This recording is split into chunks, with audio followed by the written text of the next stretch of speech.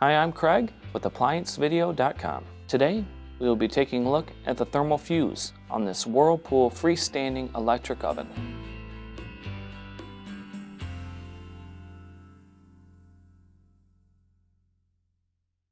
Stop. Before beginning any repair, always be sure to disconnect the power to the appliance. It is also recommended to test the outlet for the proper voltage. The main reason why you'll be replacing a thermal fuse is if the unit will not start at all. Now, click on the link below to view this repair video. ApplianceVideo.com guides you step by step, giving you the confidence to avoid recalls and callbacks, also saving time on repairs. Whether you're up against an uncommon repair or the latest appliance on the market, our videos have been created with you in mind.